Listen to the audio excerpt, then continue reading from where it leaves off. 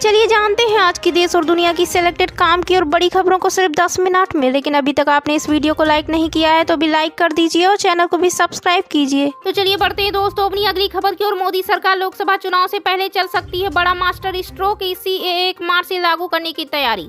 खबर सामने आई है, देश में लोकसभा चुनाव से पहले नागरिकता संशोधन कानून 1 मार्च से लागू करने की तैयारी है। सरकार के सूत्रों के मुताबिक मार्च के पहले सप्ताह में ही लोकसभा चुनाव का भी ऐलान होना है। ऐसे में आचार संहिता लगने से पहले ही अब बड़ा फैसला लेने जा रही है। इसमें पाकिस्तान, अफगानिस्तान और बांग्लादेश से उत्पीड़न का शिकार होकर भारत में शरण लेने वाले हिंदू, जैन, बौद्ध और सिख धर्म के लोगों को फायदा मिलेगा। तो चलिए बढ़ते हैं दोस्तों अपनी अगली खबर की ओर। बिहार में फिर सियासी उबाल, 3 विधायकों ने बदला पाला। खबर निकलकर सामने आई है, लोकसभा चुनाव से पहले राजनीतिक दलों में जहां खींचतान शुरू हो गई है, वहीं नेता भी अपना अपना सुरक्षित ठिकाना तलाशने लगे हैं। बिहार में एक बार फिर सियासी उबाल देखने को मिला है। यहाँ महागठबंधन को फिर झटका लगा है। दरअसल 3 विधायक पाला बदलकर भाजपा में शामिल हो गए हैं। डायनामाइट न्यूज संवाददाता के मुताबिक कांग्रेस के 2 विधायक और लालू यादव की पार्टी आरजेडी के 1 विधायक ने भाजपा का दामन थाम लिया है। वहीं कांग्रेस के विधायक मुरारी गौतम और सिद्धार्थ गौरव के साथ ही आरजेडी विधायक संगीता देवी ने भी पाला बदलकर भाजपा का दामन थाम लिया है। तो इसी के साथ बढ़ते हैं दोस्तों अपनी अगली खबर की ओर। बंधकों की रिहाई का समझौता हुआ तो रमजान में गाजा पर हमले रोकने को तैयार है इजराइल, बाइडन का बयान।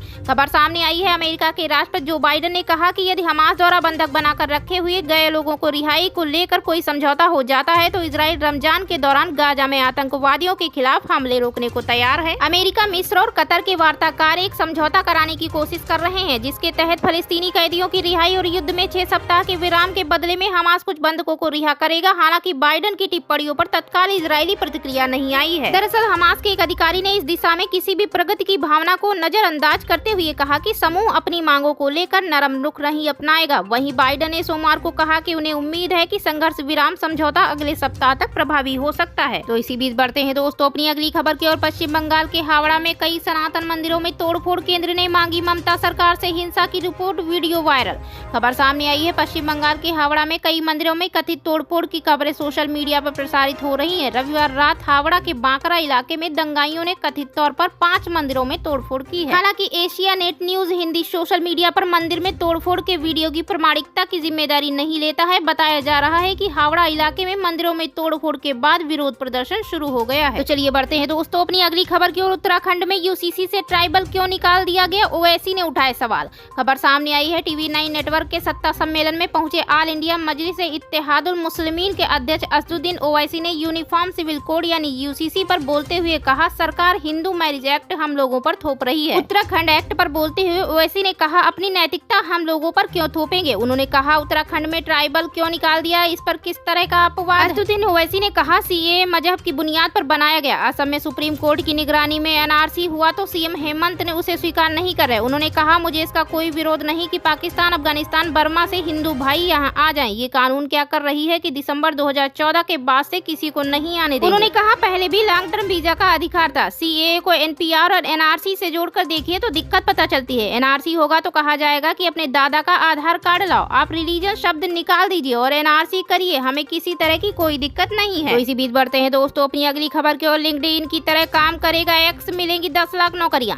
खबर सामने आई है, एलन मस्क अब सोशल मीडिया प्लेटफॉर्म X को एक ऐसे प्लेटफॉर्म में बदलने जा रहे हैं जहां दुनिया भर के युवाओं को जॉब तलाशने के लिए कहीं और जाना नहीं पड़ेगा। उन्हें X पर ही अपनी मर्जी की जॉब मिल सकेगी। जानकारी के लिए बता दें कि X आने वाले दिनों में फुल फ्लैश लिंक्डइन की तरह काम करने जा रहा है। मौजूदा समय में भी X पर 10 लाख कंपनियों की जॉब लाइव हो चुकी है। आने वाले समय में दुनिया भर की कंपनियों के लिए अपने मैन पावर और जॉब तलाश करने वालों को इसी एक प्लेटफॉर्म से जॉब मिल जाएगी। आपको बता दें, जब से एलन मस्क ने ट्विटर को अपने हाथ में लिया है, जिसका नाम अब X है, तब से एलन मस्क इसमें लगातार सुधार करने में जुटे हुए हैं। एलन मस्क ने इस प्लेटफॉर्म की वर्ड लिमिट में भी इजाफा किया है। अब एलन मस्क इसे और आगे बढ़ा रहे हैं। एलन मस्क अब इसे धीरे धीरे जॉब सर्च प्लेटफॉर्म में तब्दील करने में जुटे हुए हैं। कंपनी ने खुलासा किया है कि X पर 1 मिलियन से अधिक कंपनियां उम्मीदवारों को नियुक्त करना चाह रही हैं। तो चलिए बढ़ते हैं दोस्तों अपनी अगली खबर की ओर। फार्मर्स प्रोटेस्ट के बीच एक और किसान की मौत, खनौरी बॉर्डर पर तोड़ा दम, मरने वाले प्रदर्शनकारियों का आंकड़ा बढ़कर हुआ 6।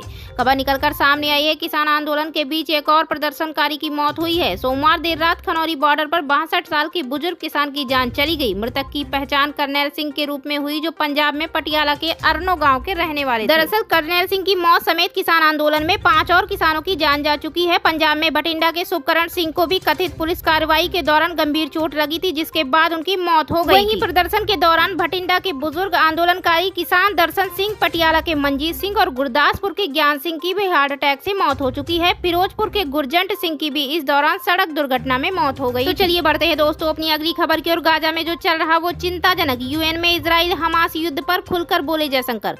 खबर सामने आई है, गाजा में इजराइल और हमास आतंकियों के बीच चल रहा कत्लेआम रुकने का नाम नहीं ले रहा है। एक तरफ इजराइल हमास का हर कण मिटाने की कसम खा चुका है, तो दूसरी तरफ हमास ने अपनी कई कमांडरों के मारे जाने के बाद भी घुटने नहीं टेके। वहीं विदेश मंत्री एस जयशंकर जिनेवा में आयोजित संयुक्त राष्ट्र मानवाधिकार परिषद के 55वें सत्र में डिजिटली सम्मिलित हुए। उन्होंने कहा, संघर्षों से उत्पन्न मानवीय संकटों के लिए एक स्थायी समाधान की आवश्यकता है जो सबसे अधिक प्रभावित लोगों को तत्काल राहत दे। जयशंकर ने कहा, साथ ही हमें यह स्पष्ट होना चाहिए कि आतंकवाद और बंधक बनाना अस्वीकार्य है। यह भी कहने की जरूरत नहीं है कि अंतर्राष्ट्रीय मानवीय कानून का हमेशा सम्मान किया जाना चाहिए। विदेश मंत्री ने भारत की लंबे समय से चली आ रही स्थिति को भी दोहराया कि फिलिस्तीन मुद्दे का दो राष्ट्र समाधान होना चाहिए। उन्होंने कहा, यह महत्वपूर्ण है कि संघर्ष क्षेत्र के भीतर या बाहर न फैले। जयशंकर ने कहा, संघर्ष विराम प्रयासों को दो राष्ट्र समाधान की तलाश पर भी ध्यान केंद्रित करना चाहिए, जहां फिलिस्तीनी लोग सुरक्षित सीमाओं के भीतर रह सकें। तो चलिए बढ़ते हैं दोस्तों अपनी अगली खबर की ओर। अरविंद केजरीवाल को ईडी ने भेजा 8वां समन। शराब घोटाले में पूछताछ के लिए 4 मार्च को बुलाया। 7 बार तारीख पर हाजिर नहीं हुए दिल्ली के सीएम। खबर निकलकर सामने आई है, प्रवर्तन निदेशालय ने दिल्ली के मुख्यमंत्री और आम आदमी पार्टी के मुखिया अरविंद केजरीवाल को शराब घोटाले मामले में पूछताछ करने के लिए समन भेजा है। ईडी ने सीएम केजरीवाल को 4 मार्च 2024 को पेश होने को कहा है। ईडी इससे पहले 7 बार उन्हें समन भेजकर पूछताछ के लिए बुला चुकी है। हालांकि वह हर बार पूछताछ में जाने से इनकार कर देते हैं। उन्हें ईडी ने 26 फरवरी 2024 को भी पूछताछ के लिए बुलाया था। उन्होंने इस पूछताछ में भी जाने से मना कर दिया था। यह समन उन्हें 22 फरवरी को भेजा गया था।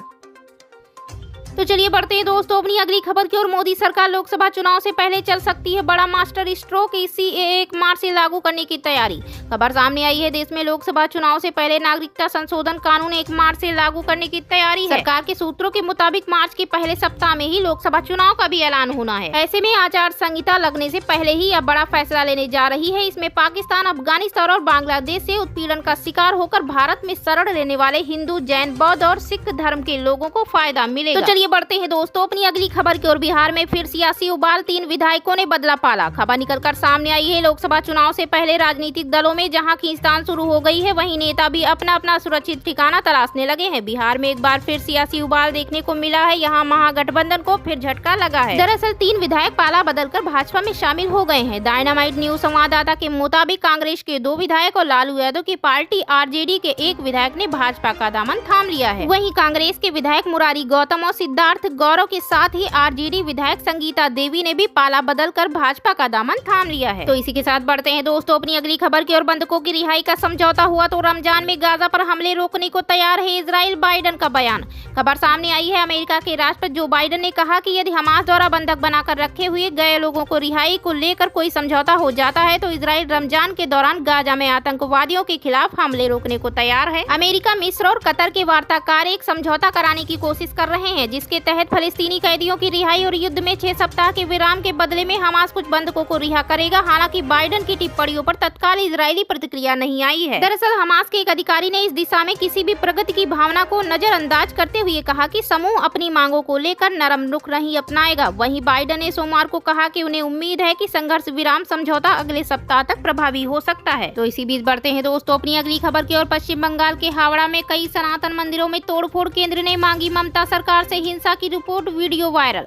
खबर सामने आई है, पश्चिम बंगाल के हावड़ा में कई मंदिरों में कथित तोड़फोड़ की खबरें सोशल मीडिया पर प्रसारित हो रही हैं। रविवार रात हावड़ा के बांकरा इलाके में दंगाइयों ने कथित तौर पर 5 मंदिरों में तोड़फोड़ की है। हालांकि Asia net news Hindi social media पर मंदिर में तोड़फोड़ के वीडियो की प्रामाणिकता की जिम्मेदारी नहीं लेता है। बताया जा रहा है कि हावड़ा इलाके में मंदिरों में तोड़फोड़ के बाद विरोध प्रदर्शन शुरू हो गया है। तो चलिए बढ़ते हैं दोस्तों अपनी अगली खबर की ओर। उत्तराखंड में यूसीसी से ट्राइबल क्यों निकाल दिया गया, ओवैसी ने उठाए सवाल। खबर सामने आई है, TV9 नेटवर्क के सत्ता सम्मेलन में पहुंचे आल इंडिया मजलिस इत्तेहादुल मुस्लिमीन के अध्यक्ष असदुद्दीन ओवैसी ने यूनिफॉर्म सिविल कोड यानी यूसीसी पर बोलते हुए कहा, सरकार हिंदू मैरिज एक्ट हम लोगों पर थोप रही है। उत्तराखंड एक्ट पर बोलते हुए ओवैसी ने कहा, अपनी नैतिकता हम लोगों पर क्यों थोपेंगे। उन्होंने कहा, उत्तराखंड में ट्राइबल क्यों निकाल दिया, इस पर किस तरह का अपवाद। असदुद्दीन ओवैसी ने कहा, सीएए मजहब की बुनियाद पर बनाया गया। असम में सुप्रीम कोर्ट की निगरानी में एनआरसी हुआ तो सीएम हेमंत ने उसे स्वीकार नहीं कर रहे। उन्होंने कहा, मुझे इसका का कोई विरोध नहीं कि पाकिस्तान, अफगानिस्तान, बर्मा से हिंदू भाई यहाँ आ जाएं। ये कानून क्या कर रही है कि दिसंबर 2014 के बाद से किसी को नहीं आने देंगे। उन्होंने कहा पहले भी लॉन्ग टर्म वीजा का अधिकार था। सीएए को एनपीआर और एनआरसी से जोड़कर देखिए तो दिक्कत पता चलती है। एनआरसी होगा तो कहा जाएगा कि अपने दादा का आधार कार्ड लाओ, आप रिलीजन शब्द निकाल दीजिए और एनआरसी करिए, हमें किसी तरह की कोई दिक्कत नहीं।